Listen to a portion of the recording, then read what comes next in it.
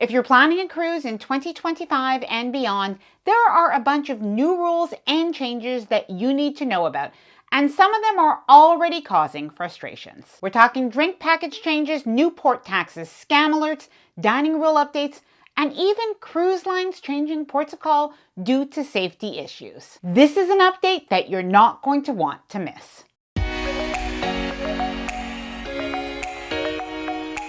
Hi there, I'm Ilana from the website lifewellcruise.com. Welcome back to my channel.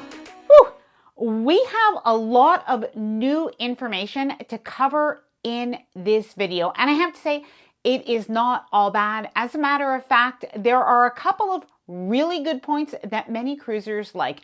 I have saved one of them for last because I do want to know your opinion. But before we get started, I did want to mention that if you like this video, if you find it helpful, informative, or enjoyable in any way, then please do give this video a big thumbs up. I really do appreciate it. And please subscribe to the channel if you haven't done so already. Let's get started. Number one, Princess Cruise drink packages. Now, I have to admit, when I first heard the change, I thought, this is really not such a big deal. However, I know a lot of cruisers are very frustrated about this. So what is happening? Well, basically the Princess Cruise drink packages, and these are the drink packages that are included in Princess Plus and Princess Premier. Well, there are some recent changes. So starting off with the first change, cans of soda are no longer included in the package. Now don't worry, you can still get fountain soda. And by the way, I do have a little tip. If you are somebody who likes a specific type of soda in a can, then you are also allowed to bring up to 12 cans of soda, basically a case, on board on embarkation day. Now you will find that change, which started in May 2025, on Princess Cruises' website. However, there are some additional changes according to Cruise Center, who originally reported on this, as well as other cruise-related news outlets that are covering this. And as well, we are also hearing from passengers on social media, on Facebook, sharing their experiences. So firstly, when you go up to the bar, you can no longer get more than one drink at a time. And apparently this applies even if you are getting a drink for somebody else in your cabin. And the other change is that you can no longer get double pours. Now this does exclude wine, but this is a frustration for some people who say, I don't mind this counting as 2 drinks, but I do want to be able to get my double if I want it. Now from Cruise Center, the goal, according to Princess Cruises, is to maintain consistency in guest service while preserving the value and the integrity of the beverage packages. Now, I'd love to hear your thoughts. Is this because of abuse, maybe of people sharing those packages? It definitely is in the rules, terms, and conditions of the Princess Plus and Princess Premier package that you're not able to share a beverage package, and there are reports that some people were giving drinks to other people who did not have one. Now, being honest, I am hoping that things are just going to balance out. After all, this really has just come out, and I am going on a Princess Cruise in a little while, so I will let you know my experience, but let me know your thoughts on that down in the comments below. Number 2, MSC specialty dining packages. If you've ever gone on an MSC cruise and if you've purchased one of the dining packages, you may have had some frustrations in the past, because when it comes to the dining package, when you go to the restaurant, there were a lot of different a la carte items. Not everything was included in the package, and it definitely was confusing. Although, the restaurants, of course, are quite good. But it seems like MSC Cruises has actually listened to the feedback, and they have made some changes, and they now have a more simplified specialty dining package and menus. So how does it work? Well, the new specialty dining system is a set 3-course menu with simplified pricing. You can pre-purchase 1 to 4 dining experience. Butcher's Cut is limited to 1 visit per package. Kids aged 3 to 12 dine for $12. And kids 3 and under dine free. And if you book before your cruise, you save an additional 20%. Now, there are some changes for cruise ports of call, as well as travel requirements to certain destinations.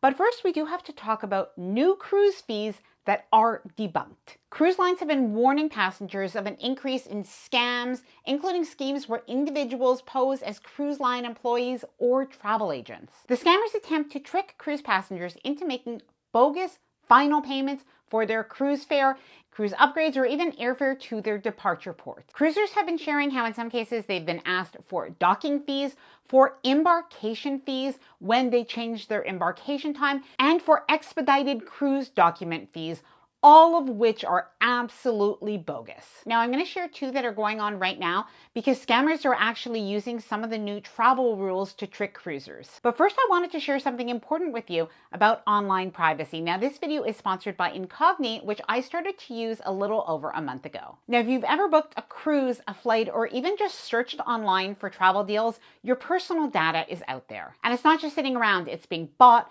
sold, and passed along by hundreds of data broker sites that you're probably not even aware of. Your name, your phone number, your email address, and your travel patterns, it's all being used without your permission. And with online scams on the rise, protecting your digital privacy is more important than ever. Now, you might be wondering, how does Incogni work? Well, Incogni works by contacting those data broker sites on your behalf and requesting that your personal info be removed. I started to use it almost 2 months ago, and already over 100 data broker sites have already begun removing my data. And very good news for me, I also seem to be receiving less spam calls.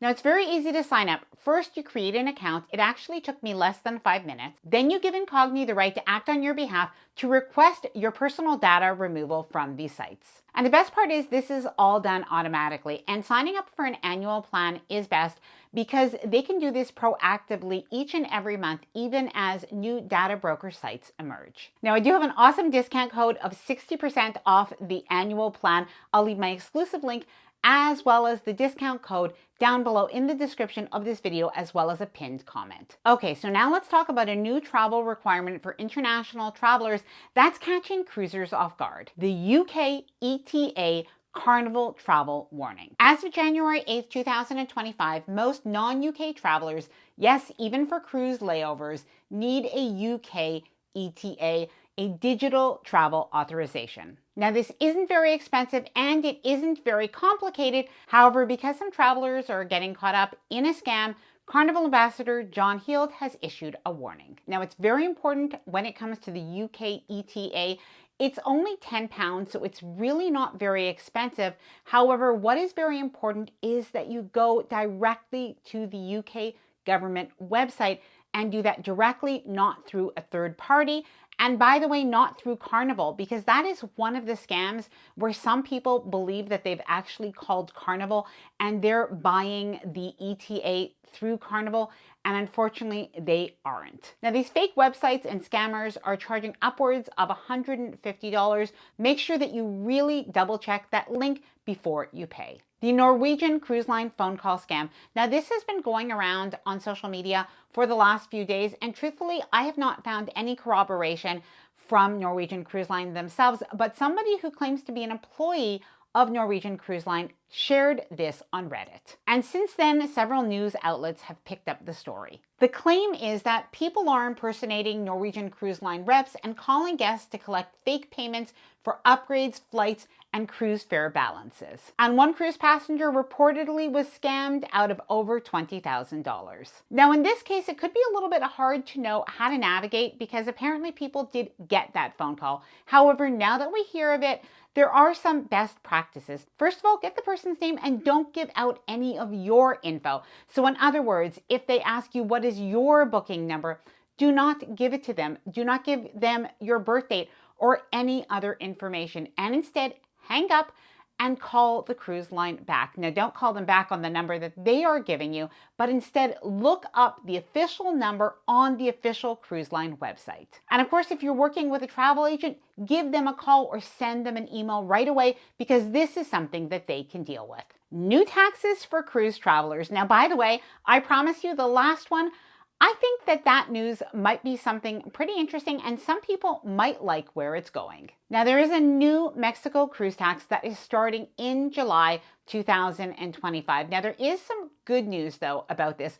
Originally, Mexico wanted to charge cruise travelers, I believe it was $42 per person. However, the cruise lines did negotiate this, and now it has been reduced to $5 in 2025. Now, it is actually increasing in the next 3 years nominally to $21 per person in 2028. Now, there are two things to keep in mind. Firstly, if there's more than one Mexico cruise port in your itinerary, there is not more than one fee. So that tourist tax, it is one time only for your cruise. And the second thing is, this is going to be collected by the cruise lines. It's going to be built into your cruise fare. So even though we are talking about this now, this is not something you're going to notice then, and not anything that you need to apply or pay for separately. The Hawaii cruise tax proposal. Now, this hasn't gone through yet, and possibly this will be negotiated. However, what is happening here can really affect any cruisers that are considering a Hawaii cruise. As of January 2026,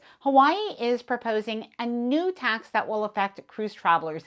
It is proposed to be 11% of the cost of a cruise cabin, prorated to the time spent in Hawaiian ports. Now, depending on how much time you're spending in Hawaii, this has the potential to cost hundreds of dollars. Now, cruise lines are pushing back, arguing that it could violate federal regulation. Now, Norwegian Cruise Line, which by the way is the only cruise line that sails year-round in Hawaii with Norwegian Cruise Line's Pride of America, has threatened legal action. Cruise industry reps say the proposed tax sets a dangerous precedent and could force cruise lines to reroute or scale back on Hawaiian itineraries altogether, which in essence could hit local economies hard. Now, I have to say I have not been to Hawaii yet, but this specific cruise is on my bucket list. Please let me know your thoughts down in the comments below. Royal Caribbean drops Labidi. Now, Labidi is one of Royal Caribbean's private destinations off the coast of Haiti. Now, over the last few months, due to safety concerns, Royal Caribbean has pulled Labidi from many itineraries through summer 2025. So if you were supposed to be on a Royal Caribbean cruise that was going to be going to Labidi, which by the way has an incredibly beautiful landscape, the beaches are so beautiful as well. But if you were supposed to be going there, many of those itineraries have changed to now include Nassau or Royal Caribbean's private island, Perfect Day at Coco Cay, a major cruise line's first adult-only sailing. Now, I really wanted to talk about this one. It is very interesting. Now, right now we are talking about a Carnival cruise in November that was supposed to be a regular sailing. However, emails were sent out to their guests, including people that were families on board with kids, saying that that cruise has now been reclassified as a casino event cruise 21 years of age and older. Now, the November 1st Caribbean cruise sailing is on Carnival Magic. It is open to anybody over the age of 21, so you don't necessarily have to be a casino player, but something that you should know is it really is a casino-themed cruise and aimed for casino enthusiasts. Now, this adult-only cruise has definitely sparked a reaction from cruisers online and on social media who, even if they aren't necessarily casino players, just got excited by the idea of an adult-only cruise. Now, of course, we do know that there are some adult-only cruise lines, including Virgin Voyages. But for people that are loyal to their favorite brands, this got exciting. Now, some people are speculating that if it's successful, that this may start a little bit of a new trend. So please let me know what you think. Would you like to see some of your favorite cruise lines offering some adult-only voyages? Please let me know your thoughts down in the comments below. Now, I'm going to leave my exclusive link as well as a 60% discount code for Incogni down below in the description of this video, as well as a pinned comment. And I would love to hear from you as well. What are your thoughts about all of these recent cruise scams? Please let me know down in the comments below. I hope that you enjoyed this video. If you did, please do give it a big thumbs up. I really do appreciate it. And please subscribe to the channel if you haven't done so already. Bye for now and happy cruising.